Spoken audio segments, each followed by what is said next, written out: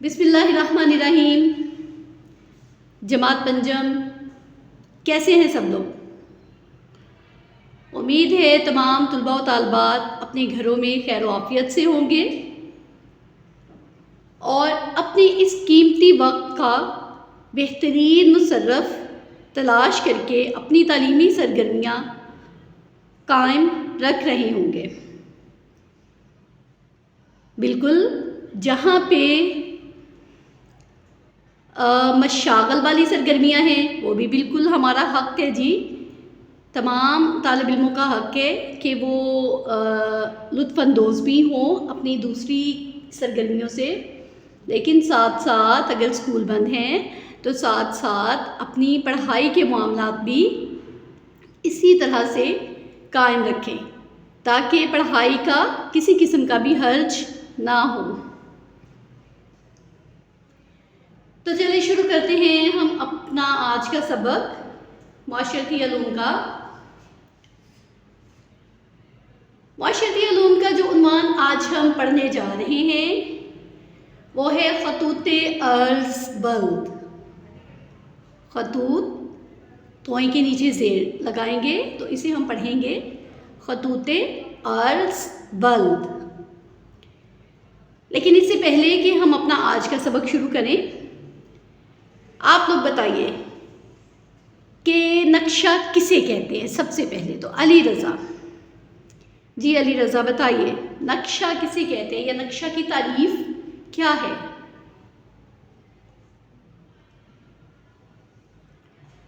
हाँ जी, शाबाश। ज़मीन के छोटे या बड़े हिस्से का कागज़ पे बनाया गया एक खाका नक्शा कहलाता है। शाबाश। कागज़ के ऊपर जो ड्राइंग करते हैं ज़मीन के किसी भी हिस्से की, बहुत बड़े हिस्से की, एक शहर की, एक मुल्क की, एक बड़े आज़म की, या एक घर की, घर के एक कमरे की, स्कूल की, कमरा जमात की, किसी भी किस्म का हम तस्वीरी खाका जो बनाते हैं उसे हम नक्शा कहते हैं। चलिए जी, शाबाश। खुदा, आप बताइएगा ग्लोब किसे कहते हैं? ग्लोब क्या होता है? क्या ग्लोब भी नक्शा होता है? शाबाश, ग्लोब भी नक्शा होता है, लेकिन ग्लोब पूरी दुनिया का नक्शा होता है, पूरी ज़मीन का। तो ये है ग्लोब। ग्लोब पूरी ज़मीन का नक्शा होता है। ग्लोब में पूरी ज़मीन के बारे में दिखाया गया है और बताया गया है तमाम बहर यानी समंदर और तमाम खुश्की के हिस्से यानी बर्रे आज़म, पूरी ज़मीन के बारे में मालूमात फराहम की गई हैं, यानी ग्लोब पूरी ज़मीन के नक्शे को कहते हैं जी। तो ये था ग्लोब। अब आते हैं अपने उन्वान की तरफ। उन्वान है हमारा ख़तूत अर्ज़ बल्द जी। तो ख़तूत अर्ज़ बल्द, फ़र्ज़ किया ये हमारे पास ग्लोब है। ज़मीन गोल होती है। साइंसदानों ने ज़मीन को, ग्लोब को या ज़मीन के नक्शे को फ़र्ज़ी लकीरों की मदद से दो हिस्सों में तकसीम किया है।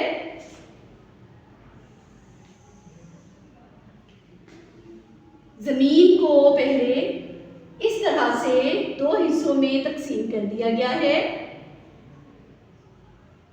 जिस खत की मदद से ज़मीन को दो हिस्सों में तकसीम किया गया है उस खत को कहते हैं खत्ते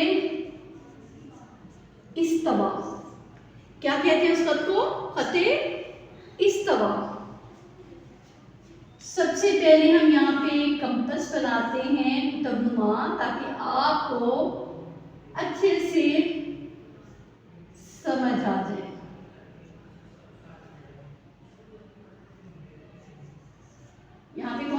होती है शमाल, जनूब,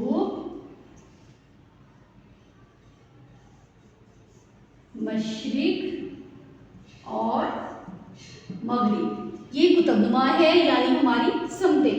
इन्हीं समतों को देखते हुए हम ग्लोब या नक्शे की तकसीम करेंगे। ये पूरी दुनिया का एक ग्लोब बना हुआ है। इस ग्लोब को साइंसदानों ने फर्जी खत इस्तिवा की मदद से 2 हिस्सों में तकसीम कर दिया है। तो इस पूरे ग्लोब की जो समतें हैं वो क्या होंगी? ये कौन सी समत होगी? शमाल, ये वाली जुनूब। इधर कौन सी समत आएगी? मशरिक, और इधर मगरिब। तो खतूते अर्ज बल एक होता है खत, और एक या एक से जो ज्यादा खत होते हैं उनकी जमा क्या होती है? खतूत। क्या जमा होती है?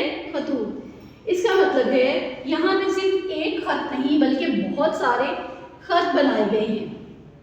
अब वो जो बहुत सारे खत बनाए गए हैं, साइंसदानों ने वो खते इस्तिवा से शमाल की जानिब और खते इस्तिवा से जुनूब की जानिब खत बनाए हैं। इस तरह से ये खत बना लिए गए हैं यहाँ पे। इसी तरह से खत इस्तिवा से जुनूब की जानिब भी खत बना लिए। अब ये सारे खतूत खत इस्तिवा से शमाल की जानिब और खत इस्तिवा से जुनूब की जानिब, ये सारे खतूत क्या कहलाते हैं? खतूते अर्ज बल। क्या कहलाते हैं? खतूते अर्ज बल।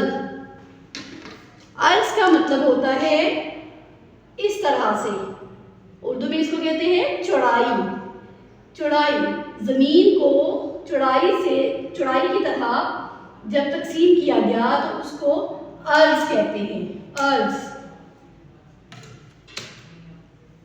जो खतूत मशरिक से मगरिब की तरफ खत इस्तिवा पर सफर करते हैं उनको खतूते अर्ज बल कहते हैं। खत इस्तिवा को 0 डिग्री पर फर्ज किया गया है। इसी तरह से खत इस्तिवा से शमाल की जानिब जो खतूते अर्ज बल बनाए गए हैं वो 90 डिग्री हैं। खत इस्तिवा से जुनूब की जानिब जो खत बनाए गए हैं वो भी 90 डिग्री हैं। अब हम लिखते हैं इसके अहम नकात।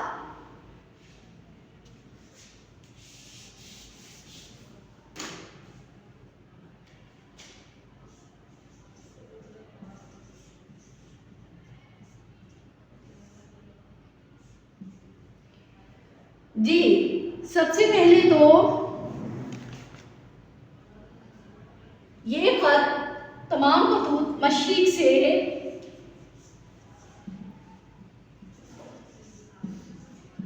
मगरिब की जानिब सफर करते हैं। मशरिक से मगरिब की जानिब सफर करते हैं। नंबर 2, मशरिक से मगरिब की जानिब जो खतूत सफर करते हैं वो किस खत की पैरवी करते हैं? खत इस्तिवा की। किस खत की पैरवी करते हैं? खत इस्तिवा की। नंबर 3, ये खतूत एक दूसरे के मतवाजी होते हैं। मतवाजी, लुगत में देखिएगा लफ्ज़ मतवाजी का क्या मायने है? शाबाश, मरियम ने बताया मतवाजी का मायने है आमने सामने। बिल्कुल, ये खतूत एक दूसरे के सामने आमने हैं। ये किसी भी मुकाम पर एक दूसरे से नहीं मिल रहे। कोई खत किसी दूसरे खत को नहीं छू रहा। किसी भी जगह पे, किसी भी मुकाम पर आप देख सकते हैं ये खत बिल्कुल एक दूसरे के आमने सामने हैं। तो इन खतूत को मतवाजी खतूत कहते हैं। क्या कहते हैं? मतवाजी खतूत। नंबर 4,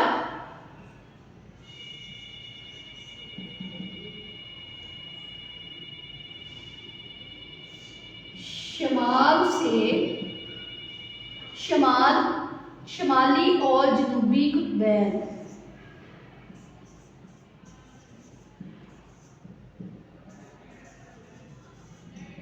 शुमाली और जनूबी कुतबैन पर वाक़या कितने खतूत हैं? 90 डिग्री शुमाली कुतबैन पर है, कुतब पर है, और 90 डिग्री जनूबी कुतब पर है।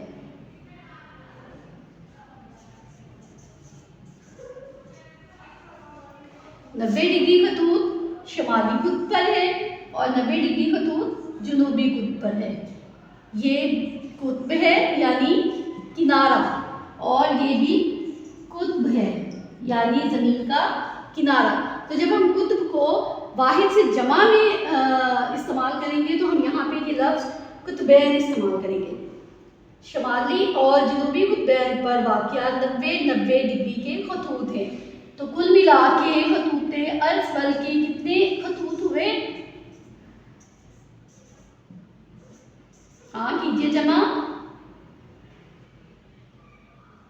0 9 जमा 9 18। बिल्कुल, कुल मिला के ये खतूत 180 डिग्री हैं। कुल मिला के ये खतूत 180 डिग्री हैं। इन्हीं नकात को हम ग्लोब पे देखते हैं। ये ज़मीन है, ग्लोब है, ये ख़त इस्तवा है। नज़र आ रही है ये लाइन आपको, लकीर? इस लकीर को ख़त इस्तवा कहते हैं, और ये लकीर सारा साल सूरज के सामने रहती है। इस ख़त को 0 डिग्री पर फ़र्ज किया गया है, हकीकत नहीं है, फ़र्ज किया गया है। इस ख़त से, ख़त इस्तवा से यहाँ पे शमाली कुतब तक, ख़त इस्तवा से शमाली कुतब तक 90 डिग्री के खतूत हैं।